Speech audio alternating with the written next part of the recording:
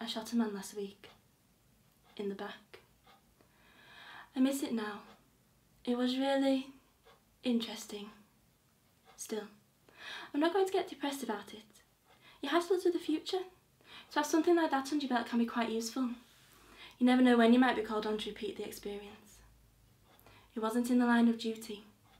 I wasn't a policeman or someone who takes violence in their stride. It's with a harpoon gun actually. But it definitely wasn't an accident. My decision to kill was reached at only after a visible tussle with my conscience. You see, I had to make it plain that once I pulled the trigger, things were never going to be the same again. This was a woman at the crossroads. At the crossroads. Wasn't crossroads, of course. They don't shoot people in crossroads, and at any rate not with harpoon guns.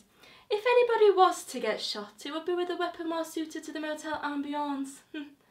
I have been in crossroads though, actually.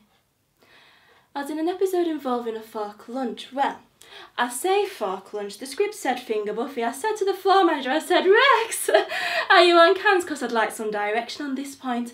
Are we toying or are we tucking in? He said, forget it, we're losing the food anyway.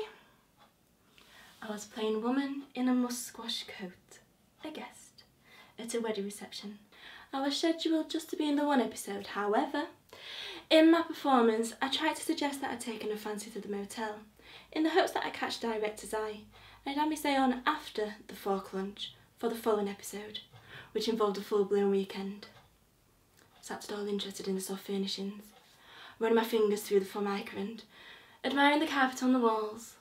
Only Rex came over to say that they put me in a musquash coat to suggest I was a sophisticated woman.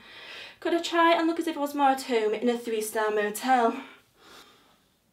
Wasn't at home in that sort of motel, I can tell you. I said to the man I'd been put next to, who I took to be my husband, curtains in orange nylon, not a placemat on the table. That's not even the veneer of civilization. He said, don't talk to me about orange nylon. I was once on a jury that sentenced Richard Attenborough to death. We'd been told to indulge in simulated cocktail chit-chat, so we weren't being unprofessional. Talking. That's something I pride myself on, actually. I am professional to my fingertips.